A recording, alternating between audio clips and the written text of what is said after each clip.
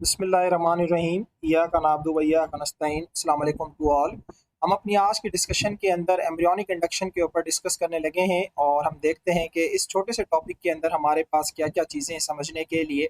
अच्छा भाई, ये बहुत आसान सा टॉपिक है और इसके ऊपर मैं ऑलरेडी आप लोगों के साथ ज़िक्र कर चुका हूँ, अगर आप लोगों को याद हो, लेकिन एक बार हम इसको थोड़ा-सा डिटेल से समझ लेते हैं।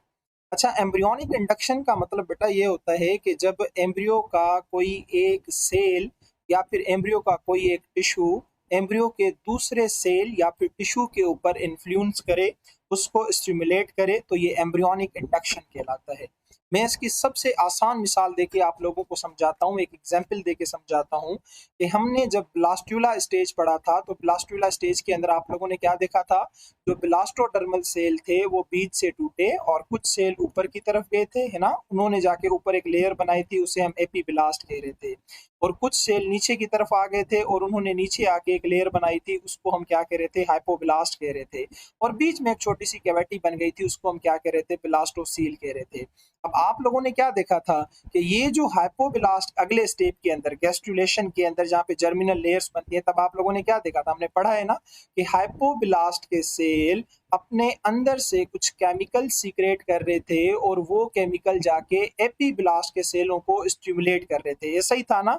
तो यहाँ पे आप क्या देख रहे हो कि एम्ब्रियो का एक सेल या फिर ये सारे सेल जिनको हम टिश्यू कहते हैं, हाइपोब्लास्ट के टिश्यू, हाइपोब्लास्ट के सेल इन्फ्लुएंस कर रहे हैं किसके ऊपर, एपीब्लास्ट के सेलों के ऊपर, एपीब्लास्ट के टिश्यूज के ऊपर, ताकि वो कोई ना कोई काम करें, जर्मिनल लेयर्स बनाए x Y Z.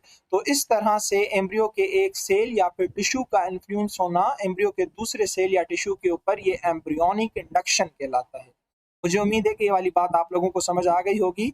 The influence of one embryonic tissue on other embryonic tissue called as embryonic induction. बहुत आसान है, like the influence of hypoblast tissues on epiblast tissues. जिस तरह से आप लोगों ने देखा था, जो हाइपोब्लास्ट के सेल थे या फिर जो टिश्यूज थे, वो इन्फ्लुएंस कर रहे थे, स्टिमुलेट कर रहे थे किनको, एपीब्लास्ट के सेल्स को या फिर टिश्यूज को।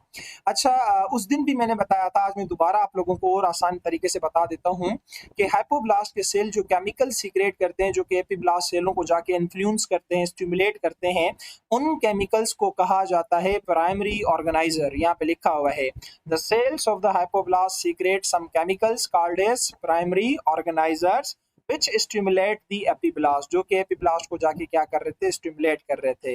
अब अगर आपसे कोई पूछ लेता है कि भाई ये प्राइमरी ऑर्गेनाइजर क्या है, तो यहाँ पे क्या लिखा हुआ है कि अभी तक साइंसदानों ने इसकी एग्जैक्ट नेचर का पता नहीं लगाया।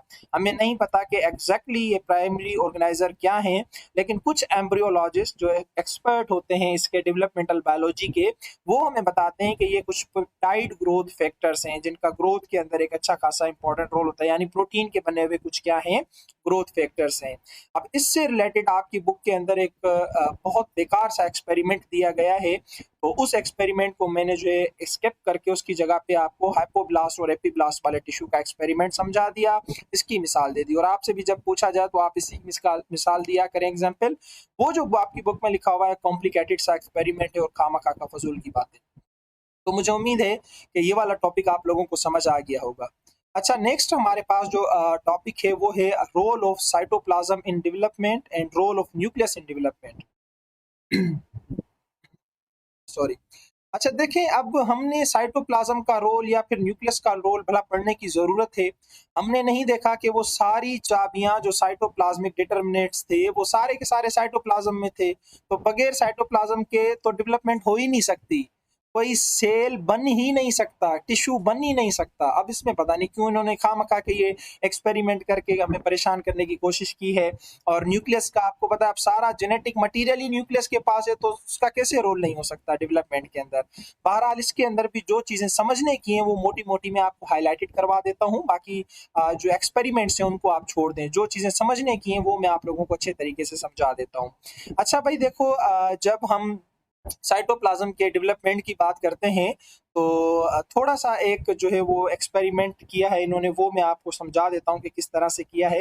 देखिए, ये हमारे पास जो है वो फ्रोग का एक सेल है, ठीक है, फर्टिलाइज सेल है, जाइगोट है। ये भी जो है वो फ्रोग का एक जाइगोट है, ये भी फ्रोग का एक क्या है, जाइगोट है।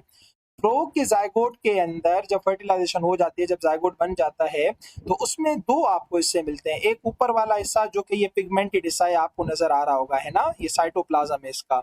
और नीचे ये जो येलो कलर का नजर आ रहा है, ये इसका क्या है, ये यॉक है। तो नीचे की तरफ यॉक होता है और ऊपर की तरफ एक पिगमेंटेड हिस्सा होता है, इसका साइटोप्लाज्म होता है। तो जैसे फर्टिलाइजेशन हो जाती है, इस ओवम के साथ न्यूक्लियस आके फ्यूज होता है, तो इसका जो साइटोप्लाज्म है वो थोड़ा सा ऊपर की तरफ अपने आप को शिफ्ट करता है। देखिए यहाँ पे आपको नजर आ रहा है, ये थोड़ा सा अपने आप को ऊपर की तरफ शिफ्ट कर रहा है। तो जब ये ऊपर की तरफ अपने आप को शिफ्ट करता है, तो यहाँ पे एक क्रेसेंट स्ट्रक्चर बन जाता है। क्रिसेंट स्ट्रक्चर कहा जाता है, जैसे चांद की शेप होती है ना, इसको क्रिसेंट शेप कहा जाता है। तो इस पूरे का नाम है कि यहाँ पे ग्रे क्रेसेंट बन जाता है। कब बनता है, जब फर्टिलाइजेशन होती है। भाई ये हमारे पास फ्रॉग की फीमेल का सेल है, ओवम है। इसके दो पार्ट है, ऊपर वाला पिगमेंटेड पार्ट है ग्रे कलर का, ठीक है, जो कि साइटोप्लाज्म है इसका। नीचे वाला येलो पार्ट है जो कि इसका यॉक है। जैसे फर्टिलाइजेशन होती है, तो ये पिगमेंटेड पार्ट थोड़ा सा ऊपर की तरफ शिफ्ट होके इस तरह से चांद जैसी शेप बना लेता है, क्रिसेंट बना लेता है। इसे ग्रे क्रिसेंट कहा जाता है। अच्छा, फिर उसके बाद आपको पता है कि उस जायगोट के अंदर क्या होता है, अगला स्टेप क्या होता है, क्लीवेज होती है। और पहली क्लीवेज कौन सी होती है, वर्टिकल होती है। तो जब वर्टिकल क्लीवेज हुई, तो इस तरह से आपने देखा कि दो सेल बन गए और दोनों सेलों के अंदर ग्रे क्रेसेंट मौजूद है, साइटोप्लाज्म दोनों सेलों के अंदर मौजूद है। अब अगर हम इन दोनों सेलों को अलग अलग कर दें ना, तो ये आपको दो मेंढक के बच्चे बना के दे देंगे। अगर ये चार सेलों को अलग करके दें, तो ये चार मेंढक के बच्चे बना के दे देते हैं। लेकिन नेचर नॉर्मली ऐसा होता नहीं है। बाज औकात कभी कभी जो है कुछ हार्मोनल डिसबैलेंस की वजह से हो जाता है। ह्यूमन बीइंग के अंदर भी जो ट्विन वगैरह बनते हैं वैसे ही बनते हैं, वो मैं पढ़ा चुका हूँ चैप्टर नंबर 4 के अंदर। लेकिन नॉर्मली कभी भी ऐसा नहीं होता, ये साथ ही रहते हैं। अगर अनफॉर्चुनेटली किसी रीजन की वजह से, हार्मोन की वजह से या किसी ग्रोथ फैक्टर की वजह से ये अलग हो जाए, तो ये आपको पूरा का पूरा देखो फ्रॉग बनता हुआ नजर आ रहा है। और यहाँ पे भी आपको पूरा का पूरा फ्रॉग बनता हुआ नजर आ रहा है, क्योंकि दोनों के अंदर साइटोप्लाज्म मौजूद है। अब इस साइंसदान ने क्या किया, इस साइंसदान ने एक छोटा सा काम किया कि क्लीवेज से पहले इसने किसी तरीके से वो जो ग्रे क्रेसेंट था, वो जो साइटोप्लाज्म वाला शिफ्टेड हिस्सा था, उसको इस ऐसी डायरेक्शन में रखा कि ताकि क्लीवेज हो तो वो सिर्फ सारा का सारा एक साइड पे चला जाए और दूसरी साइड पे कुछ भी ना जाए, इस तरह से। तो साइटोप्लाज्म का जो सारा हिस्सा है वो एक ही जगह पे आ गया है, दूसरे सेल के अंदर नहीं आया। और जब इसने दोनों को ग्रो करवाया, तो जिसके अंदर ग्रे क्रेसेंट मौजूद था, ये साइटोप्लाज्म वाला हिस्सा मौजूद था, वो ग्रो कर गया, नॉर्मल जो है टेडपोल बन गया। और जो नहीं हुआ वो देखें ग्रो नहीं कर सका, वो इस तरह से एक पहली पीस ही बना रहा। तो यानी इस एक्सपेरिमेंट से साफ साफ पता चल रहा है कि साइटोप्लाज्म का एक बहुत बड़ा रोल होता है। और क्या रोल होता है, अब आपने इसको साइटोप्लाज्म दिया नहीं, इसके अंदर वो साइटोप्लाज्म डिटर्मिनेंट्स आए होंगे, वो चाबियां आई होंगी, नहीं आई होंगी। जब चाबियां नहीं आई, तो इसके जीन बेटा कैसे एक्टिवेट होंगे। तो ये था थोड़ा बहुत किसका, साइटोप्लाज्म के बारे में। ये कहता है जो फ्रॉग का ओवम होता है उसके दो पार्ट होते हैं, अपर पिगमेंटेड पार्ट होता है ग्रे कलर का, और लोअर जो पार्ट है वो यॉक कंसिस्ट होता है। फर्टिलाइजेशन जब हो जाती है, तो थोड़ा सा जो पिगमेंट है साइटोप्लाज्म का वो ऊपर की तरफ शिफ्ट होता है और एक क्रेसेंट चांद जैसा स्ट्रक्चर बनाता है, जिसे ग्रे क्रेसेंट कहा जाता है।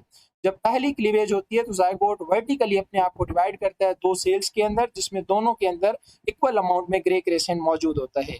अगर आप दोनों सेलों को सेपरेट करते हैं, अलग अलग करते हैं, डेवलपमेंट करवाते हैं, तो दोनों सेलों से आपको टेडपोल लार्वा मिल जाएगा, यानी मेंढक का बच्चा मिल जाएगा।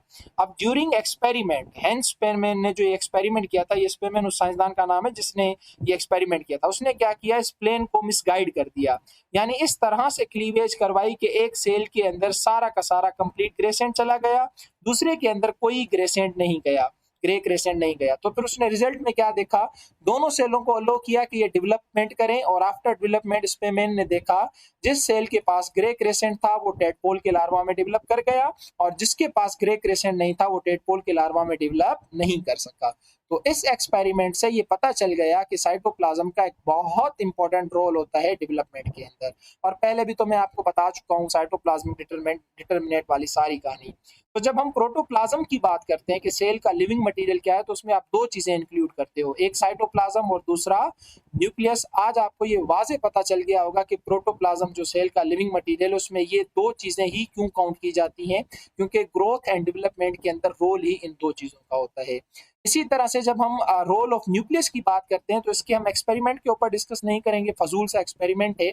आपने जस्ट एक मेरी बात याद रखनी है कि ये जो एक्सपेरिमेंट है न्यूक्लियस का, ये एक यूनिसेलुलर एल्गी के ऊपर किया गया था, जिसका नाम क्या है, एसिटाब्यूलेरिया। बस खत्म। ये इंपॉर्टेंट बात है, आपसे पीएमसी की टेस्ट में ये पूछा जाएगा कि हेमरलिंग ने जो न्यूक्लियस के ऊपर एक्सपेरिमेंट किया था जिसमें उसने एसिटाब्यूलेरिया उठाई थी, आप बताओ कि एसिटाब्यूलेरिया क्या है। ऑप्शन ए में फंजाई, ऑप्शन बी में बैक्टीरिया, ऑप्शन सी में वायरस, ऑप्शन डी में एलजी। तो आप किसके साथ जाएंगे? ऑप्शन डी के साथ जाएंगे।